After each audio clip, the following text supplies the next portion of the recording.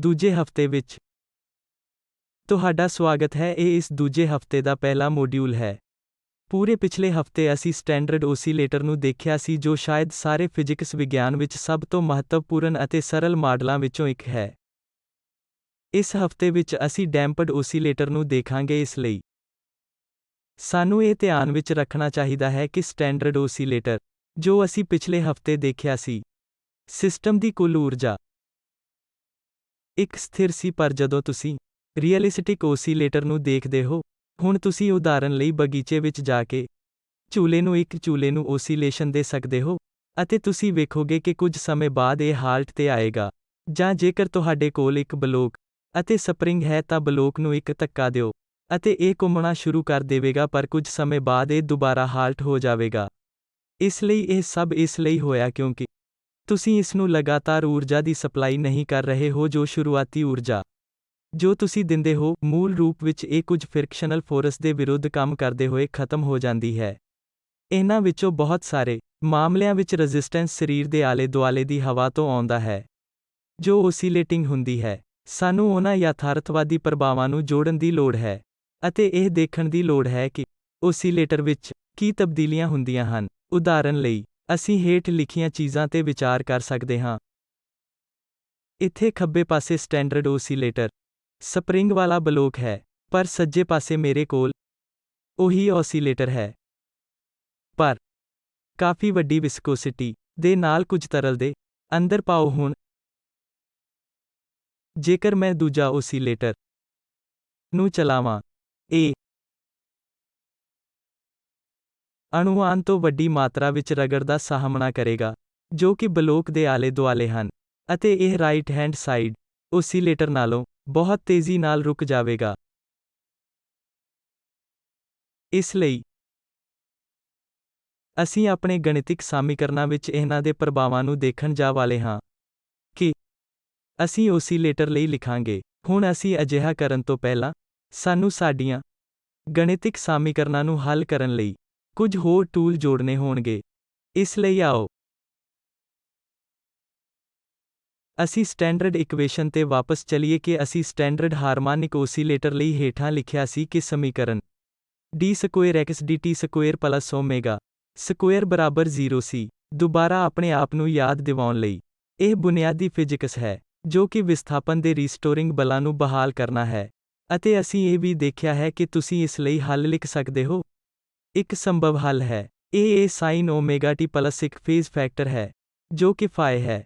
ਹੁਣ ਮੈਂ ਇਸ ਫੇਜ਼ ਫੈਕਟਰ ਨੂੰ ਹਟਾ ਦਿੰਦਾ ਹਾਂ। ਮੰਨ ਲਓ ਕਿ ਫਾਈ 0 ਹੈ, ਅਤੇ ਹੁਣ ਮੇਰਾ ਹੱਲ ਸਿਰਫ sin ਓਮੇਗਾ t ਹੈ। ਹੁਣ ਇਸ ਹੱਲ ਨੂੰ ਥੋੜਾ ਵੱਖਰੇ ਤਰੀਕੇ ਨਾਲ ਦੁਬਾਰਾ ਲਿਖਦੇ ਹਾਂ। ਮੈਂ ਇਸ ਨੂੰ ਹੇਠਾਂ ਦਿੱਤੇ ਤਰੀਕੇ ਨਾਲ ਦੁਬਾਰਾ ਲਿਖ ਸਕਦਾ ਹਾਂ। ਇਸ ਲਈ ਮੈਂ ਇਸ ਨੂੰ ਐਕਸਪੋਨੈਂਸ਼ੀਅਲ ਫੰਕਸ਼ਨ e⁻i ਓਮੇਗਾ t ਦੇ ਰੂਪ ਵਿੱਚ ਦੁਬਾਰਾ ਲਿਖਿਆ ਹੈ, ਪਰ ਨੋਟ ਕਰੋ ਕਿ ਇਹ ਮਹੱਤਵਪੂਰਨ i ਹੈ। ਇਸ ਲਈ ਮੈਂ ਜੋ ਵਰਤਿਆ ਹੈ ਉਹ ਤੱਥ ਇਹ ਹੈ ਕਿ ਆਮ ਤੌਰ ਤੇ sin ਥੀਟਾ ਵਰਗੇ ਫੰਕਸ਼ਨ ਨੂੰ ਇਸ ਤਰ੍ਹਾਂ ਦੇ ਫੰਕਸ਼ਨਾਂ ਦੇ ਰੂਪ ਵਿੱਚ ਦਰਸਾਇਆ ਜਾ ਸਕਦਾ ਹੈ।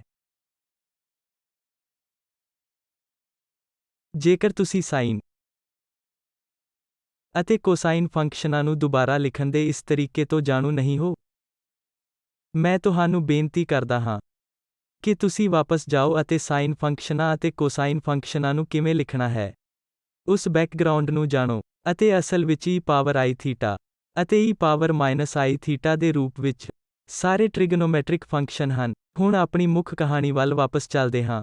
ਜੇਕਰ sin ਓਮੇਗਾ t ਸਾਡੀ ਗਤੀ ਦੇ ਇਕੁਏਸ਼ਨ ਦਾ ਸਹੀ ਹੱਲ ਹੈ, ਤਾਂ ਮੈਂ ਸਿਰਫ ਇੱਕ ਵੱਖਰੇ ਫੰਕਸ਼ਨ ਦੀ ਵਰਤੋਂ ਕਰਕੇ ਫਾਈ ਓਮੇਗਾ t ਨੂੰ ਦੁਬਾਰਾ ਲਿਖਿਆ ਹੈ।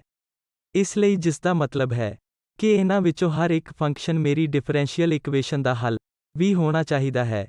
ਅਸਲ ਵਿੱਚ ਇਹ ਕਹਿਣਾ ਸਹੀ ਹੈ ਕਿ ਨਾ ਸਿਰਫ sin ਓਮੇਗਾ t ਦੇ ਹੱਲ ਹੈ, ਪਰ ਸਿਧਾਂਤਕ ਤੌਰ ਤੇ ਮੈਂ ਆਪਣੇ ਹੱਲਾਂ ਨੂੰ e⁻i ਓਮੇਗਾ t ਦੇ ਰੂਪ ਵਿੱਚ t ਦਾ x ਲੈ ਸਕਦਾ ਸੀ, ਅਤੇ ਮੈਂ ਜਾਣਦਾ ਹਾਂ ਕਿ ਕਿਉਂਕਿ ਮੇਰੀ ਗਤੀ ਦੀ ਇਕੁਏਸ਼ਨ ਇੱਕ second order ordinary differential equation ਹੈ, ਇੱਥੇ ਦੋ ਸੰਭਵ ਹੱਲ ਹਨ ਜਿਨ੍ਹਾਂ ਬਾਰੇ ਅਸੀਂ ਅਸਲ ਵਿੱਚ ਚਰਚਾ ਕੀਤੀ ਹੈ ਕਿ ਪਹਿਲੇ ਮੋਡਿਊਲ ਵਿੱਚ ਪਹਿਲਾਂ ਦੋ ਸੰਭਵ ਹੱਲ ਕਿਉਂ ਹੋਣੇ ਚਾਹੀਦੇ ਹਨ।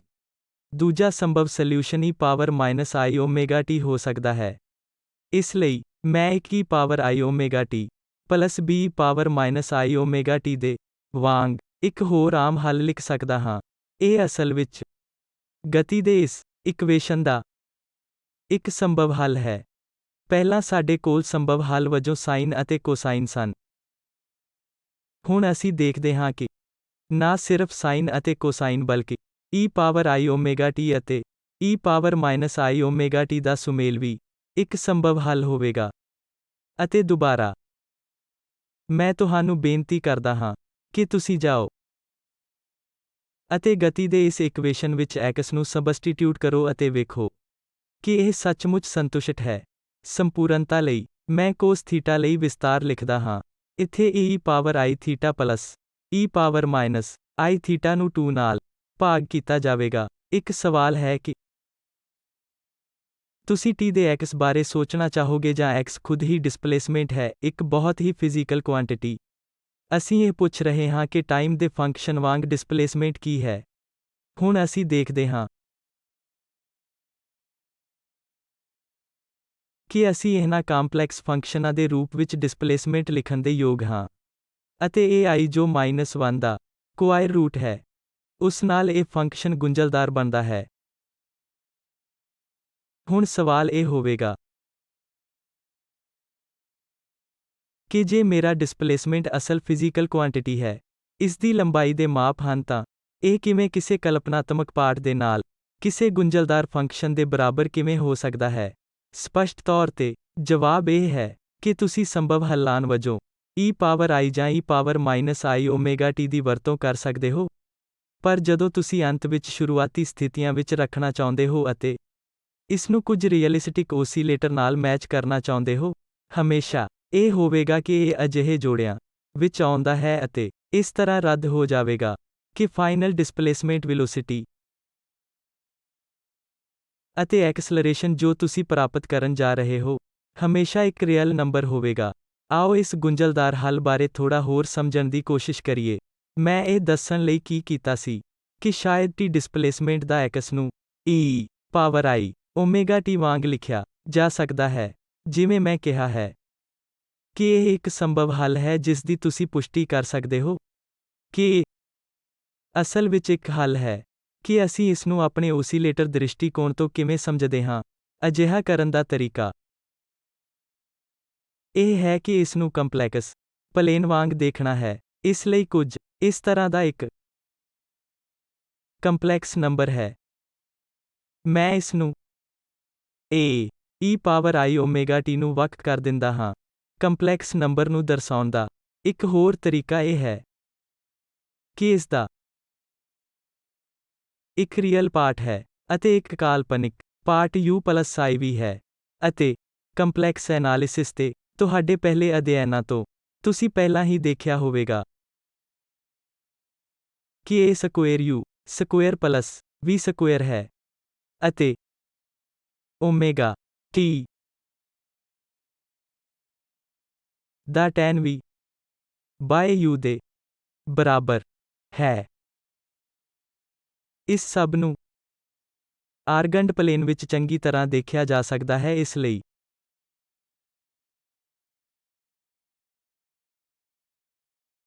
ਇਹ ਸਾਡੇ ਕੰਪਲੈਕਸ ਨੰਬਰ ਦਾ ਰੀਅਲ ਪਾਰਟ ਹੈ। ਚਲੋ ਇਸ ਨੂੰ u ਮੰਨ ਲੈਂਦੇ ਹਾਂ ਅਤੇ ਕੰਪਲੈਕਸ ਨੰਬਰ ਦਾ ਕਾਲਪਨਿਕ ਪਾਰਟ ਵੀ ਹੈ। ਇਸ ਲਈ ਸਾਨੂੰ ਇਸ v ਨੂੰ ਵੈਲੋਸਿਟੀ ਨਾਲ ਉਲਝਾਉਣਾ ਨਹੀਂ ਚਾਹੀਦਾ। ਇਹ ਸਿਰਫ ਇੱਕ ਕੰਪਲੈਕਸ ਨੰਬਰ ਹੈ ਜਿਸ ਦਾ ਰੀਅਲ ਪਾਰਟ u ਹੈ ਅਤੇ ਇਮੈਜਿਨਰੀ ਪਾਰਟ ਵੀ ਹੈ। ਅਤੇ ਇਸ ਓਮੇਗਾ t ਨੂੰ ਇੱਥੇ v ਬਾਏ u ਦਾ tan ਇਨਵਰਸ ਵਾਂਗ ਲਿਖਿਆ ਜਾ ਸਕਦਾ ਹੈ। ਹੁਣ ਮੈਂ ਇਸ e power I omega t ਨੂੰ ਇੱਕ ਕੰਪਲੈਕਸ ਨੰਬਰ ਦੇ ਵਾਂਗ ਚਿਤਰਿਤ ਕਰ ਸਕਦਾ ਹਾਂ। u ਪਲੱਸ I v ਇਸ ਆਰਗੈਂਡ ਪਲੇਨ ਵਿੱਚ ਇੱਥੇ ਇੱਕ ਬਿੰਦੂ ਨੂੰ ਦਰਸਾ ਸਕਦਾ ਹੈ। ਇਹ ਇਸ ਤਰ੍ਹਾਂ ਦਾ ਵੈਕਟਰ ਹੋ ਸਕਦਾ ਹੈ ਜੋ ਤੁਸੀਂ ਦੇਖੋਗੇ ਕਿ ਇਸ ਦੀ ਰੇਡੀਅਸ ਇੱਕ ਕੋਨਸਟੈਂਟ ਹੈ ਜੋ ਕਿ ਇਹ ਹੈ ਜੋ u ਦਾ ਸਕੁਏਰ ਰੂਟ ਪਲ v ਸਕੁਏਰ ਹੈ ਅਤੇ ਕੋਣ ਜੋ ਇਹ x ਐਕਸਿਸ ਨਾਲ ਬਣਦਾ ਹੈ, ਉਹ ਓਮੇਗਾ t ਹੈ।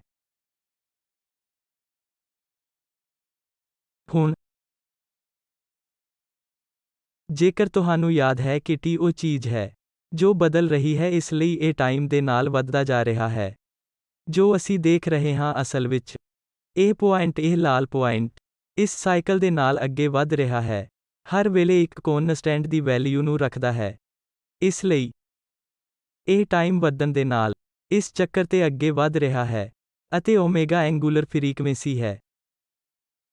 ਤਾਂ ਇਹ ਤੁਹਾਨੂੰ ਪਤਾ ਲੱਗਦਾ ਹੈ ਕਿ ਪੁਆਇੰਟ ਹਰ ਸਕਿੰਟ ਇਸ ਚੱਕਰ ਦੇ ਦੁਆਲੇ ਕਿੰਨੀ ਵਾਰ ਘੁੰਮਦਾ ਹੈ, ਜਾਂ ਘੱਟੋ ਘੱਟ ਇਹ ਉਸ ਕੁਆਂਟੀਟੀ ਨਾਲ ਸੰਬੰਧਿਤ ਹੈ। ਇਸ ਲਈ ਤੁਸੀਂ ਇਸ ਨੂੰ ਹੱਲ ਦੀ ਇੱਕ ਕਿਸਮ ਦੀ ਭੌਤਿਕ ਪ੍ਰਤੀਨਿਧਤਾ ਰਿਪਰੈਜ਼ੈਂਟੇਸ਼ਨ ਦੇ ਰੂਪ ਵਿੱਚ ਧਿਆਨ ਵਿੱਚ ਰੱਖ ਸਕਦੇ ਹੋ, ਜੋ ਕਿ ਅਸੀਂ ਇਹਨਾਂ ਸਾਰੇ ਸਾਧਨਾਂ ਨਾਲ ਪ੍ਰਾਪਤ ਕੀਤਾ ਹੈ। ਆਓ ਹੁਣ ਇਸ ਮੋਡਿਊਲ ਦੇ ਅਗਲੇ ਭਾਗ ਤੇ ਚੱਲੀਏ। ਇਸ ਲਈ ਦੁਬਾਰਾ ਯਾਦ ਕਰਦੇ ਹੋਏ ਕਿ ਸਟੈਂਡਰਡ ਓਸੀਲੇਟਰ ਲਈ ਰੀਸਟੋਰਿੰਗ ਫੋਰਸ ਮਾਈਨਸ ਸਾਈਨ ਵਾਲੇ ਡਿਸਪਲੇਸਮੈਂਟ ਦੇ ਅਨੁਪਾਤੀ ਹਨ। ਇਹ ਕੇਂਦਰੀ ਫਿਜ਼ਿਕਸ ਅਤੇ ਮੁੱਖ ਸਾਮੱਗਰੀ ਸੀ ਜੋ ਸਾਨੂੰ ਪਹਿਲਾਂ ਓਸੀਲੇਸ਼ਨ ਪ੍ਰਦਾਨ ਕਰੇਗੀ। ਹੁਣ ਅਸੀਂ ਸਿੱਖਣ ਵਾਲੇ ਹਾਂ ਕਿ ਅਸੀਂ ਵਿਚਾਰ ਨੂੰ ਕਿਵੇਂ ਸ਼ਾਮਲ ਕਰਦੇ ਹਾਂ ਕਿ ਇੱਥੇ ਡਿਸਿਪੇਸ਼ਨ ਹੈ, ਜੋ ਅਸਲੀਅਤ ਵਿੱਚ ਫਿਜ਼ਿਕਸ ਹੈ, ਜੋ ਇੱਥੇ ਲਿਖਿਆ ਗਿਆ ਹੈ। ਇਸ ਲਈ ਇਹ ਡੈਂਪਡ ਓਸੀਲੇਟਰ ਲਈ ਸਾਡੀ ਮੁੱਖ ਭੌਤਿਕ ਵਿਗਿਆਨ ਬਣਨ ਜਾ ਰਹੀ ਹੈ। ਇਸ ਲਈ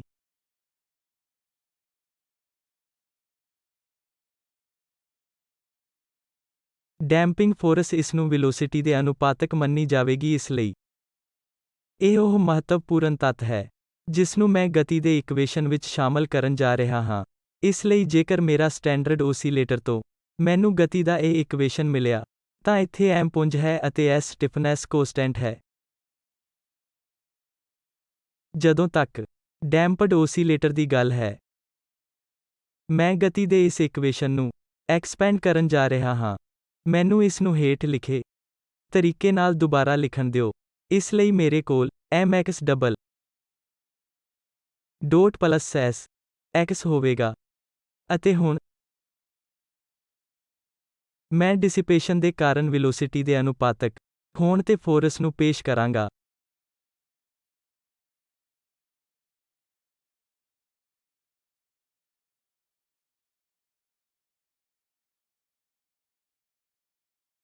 ਇਸ ਲਈ ਮੈਂ ਇੱਕ ਕੌਨਸਟੈਂਟ ਟਾਈਮਸ ਵੈਲੋਸਿਟੀ ਪੇਸ਼ ਕਰਾਂਗਾ। ਇਸ ਲਈ ਮੈਂ ਇੱਕ ਕੌਨਸਟੈਂਟ ਗਾਮਾ ਪੇਸ਼ ਕੀਤਾ ਹੈ, ਜੋ ਕਿ ਡਿਸਿਪੇਸ਼ਨ ਕੋਐਫੀਸ਼ੀਐਂਟ ਹੋਵੇਗਾ।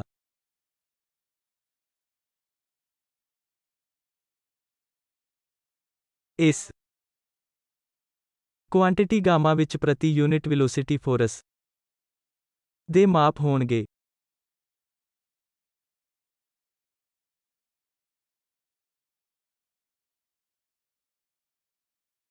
ਇਸ ਲਈ ਹੁਣ ਇੱਥੇ ਸਾਡਾ ਵਾਧੂ ਟਰਮ ਹੈ, ਜੋ ਸਿਸਟਮ ਵਿੱਚ ਡਿਸਿਪੇਸ਼ਨ ਦੀ ਵਜ੍ਹਾ ਹੈ। ਅਤੇ ਇਹ ਇੱਕ ਅਸਲੀ ਰੀਸਟੋਰਿੰਗ ਫੋਰਸ ਸੀ ਜੋ ਸਾਡੇ ਕੋਲ ਪਹਿਲਾਂ ਸੀ, ਜੋ ਕਿਸੇ ਵੀ ਤਰ੍ਹਾਂ ਓਸੀਲੇਟਰੀ ਮੋਸ਼ਨ ਲਈ ਪਹਿਲੀ ਥਾਂ ਤੇ ਲੋੜੀਂਦਾ ਹੈ। ਇਸ ਲਈ ਤੁਸੀਂ ਦੇਖ ਸਕਦੇ ਹੋ ਕਿ ਇਕੁਏਸ਼ਨ ਕਿੰਨੀ ਚੰਗੀ ਤਰ੍ਹਾਂ ਫਿੱਟ ਬੈਠਦਾ ਹੈ। ਅਤੇ ਅਸੀਂ ਵੱਖ-ਵੱਖ ਕੰਪੋਨੈਂਟਸ ਨੂੰ ਵੱਖ ਕਰ ਸਕਦੇ ਹਾਂ। ਹੁਣ ਮੇਰੇ ਕੋਲ ਡੈਂਪਡ ਓਸੀਲੇਟਰ ਲਈ ਇਕੁਏਸ਼ਨ ਹੈ। ਅਤੇ ਸਿਰਫ ਆਪਣੇ ਆਪ ਨੂੰ ਯਾਦ ਕਰਾਉਣ ਲਈ, ਇਹ ਉਹ ਸ਼ਬਦ ਹੈ ਜੋ ਡਿਸਿਪੇਸ਼ਨ ਲਈ ਹੀ ਹੈ। ਅਤੇ ਡਿਸਿਪੇਸ਼ਨ ਦਾ ਸਾਡਾ ਮਾਡਲ ਇਹ ਹੈ ਕਿ ਡਿਸਿਪੇਟਿਵ ਫੋਰਸ ਵੈਲੋਸਿਟੀ ਦੇ ਅਨੁਪਾਤੀ ਹੈ, ਅਤੇ ਇਹ ਸ਼ਬਦ ਆਮ ਰੀਸਟੋਰਿੰਗ ਫੋਰਸ ਹੈ। ਇਸ ਲਈ ਇਸ ਇਕੁਏਸ਼ਨ ਨੂੰ ਦੇਖਦੇ ਹੋਏ ਹੁਣ ਅਗਲਾ ਕਦਮ ਇਸ ਇਕੁਏਸ਼ਨ ਲਈ ਹੱਲ ਪ੍ਰਾਪਤ ਕਰਨਾ ਹੈ। ਜੋ ਅਸੀਂ ਹੁਣ ਕੀ ਕਰਾਂਗੇ, ਇਸ ਲਈ ਇਹ ਇੱਕ ਕਿਸਮ ਦੀ ਸੈਕੰਡ ਆਰਡਰ ਡਿਫਰੈਂਸ਼ੀਅਲ ਇਕੁਏਸ਼ਨ ਹੈ, ਜਿਸ ਲਈ ਇਸ ਫਾਰਮ ਦੇ ਹੱਲ ਦੀ ਮੌਜੂਦਗੀ ਦੀ ਗਾਰੰਟੀ ਹੈ। ਇਸ ਲਈ ਮੈਂ ਆਪਣੇ ਹੱਲ ਨੂੰ ਕੈਪੀਟਲ A ਗੁਣਾ e ਪਾਵਰ ਐਲਫਾ ਗੁਣਾ t ਮੰਨ ਲਿਆ ਹੈ, ਜਿੱਥੇ t ਮੇਰਾ ਟਾਈਮ ਹੈ ਅਤੇ ਇਹ ਮੇਰਾ ਐਨਾਜਾਈਟ ਜਾਂ ਡਿਸਪਲੇਸਮੈਂਟ ਲਈ ਮੇਰਾ ਅਨੁਮਾਨਿਤ ਹੱਲ ਹੈ। ਫਿਰ ਜਿਵੇਂ ਕਿ ਅਸੀਂ ਪਹਿਲੇ ਹਫ਼ਤੇ ਵਿੱਚ ਪਹਿਲੇ ਮੋਡਿਊਲ ਵਿੱਚ ਕੀਤਾ ਸੀ, ਅਸੀਂ ਟਾਈਮ ਦੇ ਫੰਕਸ਼ਨ ਵਜੋਂ ਡਿਸਪਲੇਸਮੈਂਟ ਲਈ ਇੱਕ ਹੱਲ ਪ੍ਰਾਪਤ ਕਰਨ ਜਾ ਰਹੇ ਹਾਂ। ਤਾਂ ਇੱਕ ਵਾਰ ਫਿਰ ਮੈਨੂੰ ਸਾਫ਼-ਸਾਫ਼ ਦੱਸਣ ਦਿਓ ਕਿ ਜੇਕਰ ਮੇਰੇ ਕੋਲ ਇਸ ਟਾਈਪ ਦੇ ਡਿਫਰੈਂਸ਼ੀਅਲ ਇਕੁਏਸ਼ਨ ਹਨ, ਜੋ ਇੱਥੇ ਲਿਖੀਆਂ ਗਈਆਂ ਹਨ, ਇਸ ਲਈ ਇਹ ਡਿਫਰੈਂਸ਼ੀਅਲ ਇਕੁਏਸ਼ਨ ਦੀ ਇੱਕ ਕਲਾਸ ਹਨ, ਜਿੱਥੇ ਕੋਐਫੀਸ਼ੀਐਂਟ ਦਾ ਮਤਲਬ ਹੈ m ਗਾਮਾ ਅਤੇ x ਵਰਗੀਆਂ ਕੁਆਂਟੀਟੀ ਹਨ, ਇਹ ਕਨਸਟੈਂਟ ਹਨ, ਉਹ ਖੁਦ x ਤੇ ਡਿਪੈਂਡ ਨਹੀਂ ਕਰਦੇ ਹਨ। ਇਸ ਲਈ ਜੇਕਰ ਤੁਹਾਡੇ ਕੋਲ ਵਿਭਿੰਨ ਇਕੁਏਸ਼ਨ ਦੀ ਇੱਕ ਕਲਾਸ ਹੈ, ਜਿੱਥੇ ਕੋਐਫੀਸ਼ੀਐਂਟ ਕਨਸਟੈਂਟ ਹਨ, ਅਜਿਹੀ ਸਥਿਤੀ ਵਿੱਚ ਤੁਸੀਂ ਹਮੇਸ਼ਾ ਇਸ ਕਿਸਮ ਦੇ ਹੱਲਾਂ ਨੂੰ ਨਿਰਧਾਰਤ ਕਰ ਸਕਦੇ ਹੋ। ਹੁਣ ਜੇਕਰ ਤੁਸੀਂ ਖੱਬੇ ਪਾਸੇ ਦੇ ਹੱਲ ਨੂੰ ਦੇਖਦੇ ਹੋ, ਮੇਰੇ ਕੋਲ x ਹੈ, ਜੋ ਡਿਸਪਲੇਸਮੈਂਟ ਹੈ, ਇਸ ਵਿੱਚ ਲੰਬਾਈ ਦੇ ਮਾਪ ਹਨ, ਅਤੇ ਐਕਸਪੋਨੈਂਸ਼ੀਅਲ ਦੇ ਟੋਪ ਤੇ ਲੱਗੇ ਅਲਫਾ ਹਨ। ਇਸ ਲਈ, ਕਿਉਂਕਿ ਅਸੀਂ ਚਾਹੁੰਦੇ ਹਾਂ ਕਿ ਇਹ ਕੁਆਂਟੀਟੀ ਆਯਾਮ ਰਹਿਤ ਹੋਵੇ, ਇਸ ਦਾ ਮਤਲਬ ਇਹ ਹੈ ਕਿ ਅਲਫਾ ਦੇ ਸਮੇਂ ਦੇ ਨਾਲ ਇੱਕ ਦੇ ਮਾਪ ਹਨ, ਇਸ ਲਈ ਕੇਵਲ ਤਦ ਹੀ ਇਹ t ਨੂੰ ਰੱਦ ਕਰ ਦੇਵੇਗਾ, ਜਿਸ ਦੇ ਇੱਥੇ ਟਾਈਮ ਦੇ ਡਾਇਮੈਂਸ਼ਨ ਹਨ, ਅਤੇ ਬੇਸ਼ੱਕ k ਵਿੱਚ ਲੰਬਾਈ ਦੇ ਡਾਇਮੈਂਸ਼ਨ ਹੋਣੇ ਚਾਹੀਦੇ ਹਨ। ਇਸ ਲਈ ਇਹਨਾਂ ਸ਼ਰਤਾਂ ਅਧੀਨ ਹੱਲ ਕੌਨਸਟੈਂਟ ਹੈ। ਮੈਂ ਇੱਥੇ ਦੋ ਕੌਨਸਟੈਂਟ ਪੇਸ਼ ਕੀਤੇ ਹਨ। ਜੇਕਰ ਤੁਸੀਂ a ਅਤੇ ਅਲਫਾ ਦੇਖਦੇ ਹੋ ਅਤੇ ਮੈਨੂੰ ਦੋਵਾਂ ਨੂੰ ਨਿਰਧਾਰਤ ਕਰਨ ਹੋਵੇ, ਅਤੇ ਅਜਿਹਾ ਕਰਨ ਦਾ ਤਰੀਕਾ ਬਸ ਮੇਰੇ ਹੱਲ ਨੂੰ ਮੋਸ਼ਨ ਦੇ ਇਕੁਏਸ਼ਨ ਵਿੱਚ ਜੋੜਨਾ ਹੋਵੇਗਾ, ਅਤੇ ਅਲਫਾ ਦੀ ਵੈਲਿਊ ਪਤਾ ਕਰਨਾ ਹੋਵੇਗਾ। ਇਸ ਲਈ ਜੋ ਅਸੀਂ ਹੁਣੇ ਕਰਨ ਜਾ ਰਹੇ ਹਾਂ, ਅਤੇ t ਦਾ x ਇੱਕ ਕੀ ਪਾਵਰ ਅਲਫਾ t ਹੈ, ਅਤੇ ਮੈਨੂੰ dx by dt ਦੀ ਲੋੜ ਹੈ, ਅਤੇ ਹੁਣ ਤੋਂ ਮੈਂ ਹੇਠਾਂ ਦਿੱਤੇ ਸ਼ੋਰਟ ਫਾਰਮਾਂ ਦੀ ਵਰਤੋਂ ਕਰਨ ਜਾ ਰਿਹਾ ਹਾਂ। ਇਸ ਲਈ ਮੈਂ d square by dt square ਨੂੰ ਦਰਸਾਉਣ ਲਈ x ਡਬਲ ਡੋਟ ਵਰਤਣ ਜਾ ਰਿਹਾ ਹਾਂ, ਅਤੇ ਮੈਂ dx by dt ਨੂੰ ਦਰਸਾਉਣ ਲਈ x ਡੋਟ ਵਰਤਣ ਜਾ ਰਿਹਾ ਹਾਂ। ਤੁਹਾਨੂੰ ਇਹ ਧਿਆਨ ਵਿੱਚ ਰੱਖਣਾ ਚਾਹੀਦਾ ਹੈ, ਇਸ ਲਈ ਇਹ ਨੋਟੇਸ਼ਨ t ਦਾ x ਡੋਟ ਹੈ, ਜੋ ਕਿ dx by dt ਹੈ ਅਲਫਾ ਗੁਣਾ e ਪਾਵਰ ਅਲਫਾ t ਹੋਵੇਗਾ, ਅਤੇ t ਦਾ x double dot alpha square e power alpha t ਹੋਵੇਗਾ। ਹੁਣ ਮੈਨੂੰ ਇਹ ਸਭ ਵਾਪਸ ਮੇਰੀ ਗਤੀ ਦੀ ਇਕੁਏਸ਼ਨ ਵਿੱਚ ਸਬਸਟੀਟਿਊਟ ਕਰਨਾ ਹੋਵੇਗਾ, ਤਾਂ ਜੇ ਮੈਨੂੰ ਇਹ ਕਰਨਾ ਪਵੇ, ਤਾਂ ਮੈਨੂੰ ਅਗਲਾ m a alpha square e power alpha t ਮਿਲੇਗਾ। ਤਾਂ ਮੈਂ ਪਹਿਲੀ ਟਰਮ ਲਈ ਪਲਸ ਗਾਮਾ ਗੁਣਾ a alpha e power alpha t plus stiffness constant s ਗੁਣਾ a e power alpha t 0 ਦੇ ਬਰਾਬਰ ਹੈ। ਇਸ ਲਈ ਮੈਂ ਇਸ ਇਕੁਏਸ਼ਨ ਨੂੰ e ਪਾਵਰ ਅਲਫਾ t ਗੁਣਾ m a alpha square plus Gama a alpha plus s ਗੁਣਾ a 0 ਦੇ ਬਰਾਬਰ ਹੁੰਦਾ ਹੈ।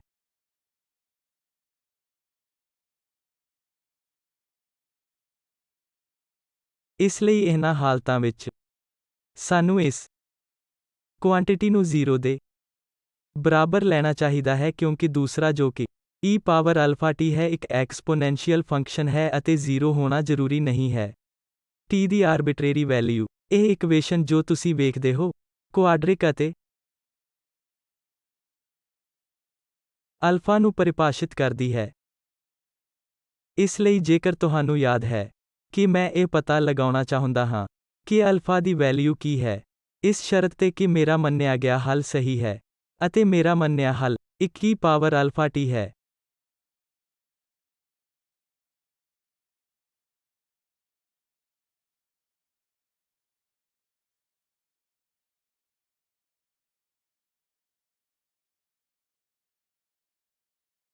ਇਹ ਹੱਲ ਕਰਨ ਲਈ ਇੱਕ ਸਿੰਪਲ ਇਕੁਏਸ਼ਨ ਹੈ, ਅਤੇ ਜੇਕਰ ਮੈਂ ਇਸ ਨੂੰ ਹੱਲ ਕਰਦਾ ਹਾਂ ਤਾਂ ਮੈਨੂੰ ਹੇਠਾਂ ਦਿੱਤਾ ਨਤੀਜਾ ਮਿਲੇਗਾ।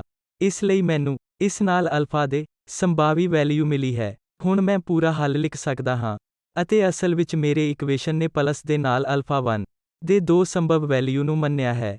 ਅਤੇ ਇੱਥੇ ਇੱਕ ਨੈਗੇਟਿਵ ਸਾਈਨ ਦੇ ਨਾਲ ਸਪਸ਼ਟ ਤੌਰ ਤੇ ਇਹ ਇੱਕ ਕੁਆਡਰਿਕ ਇਕੁਏਸ਼ਨ ਹੈ। ਇਸ ਲਈ ਸਾਡੇ ਕੋਲ ਦੋ ਸੰਭਵ ਰੂਟ ਹਨ।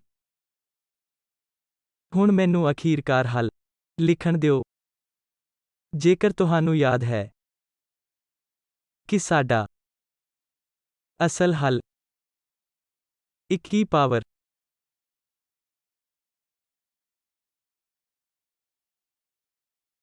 ਅਲਫਾ ਟੀ ਸੀ, ਇਸ ਨੂੰ e the power minus gamma by 2m ਗੁਣਾ e ਪਾਵਰ ਵਾਂਗ ਲਿਖ ਸਕਦਾ ਹਾਂ।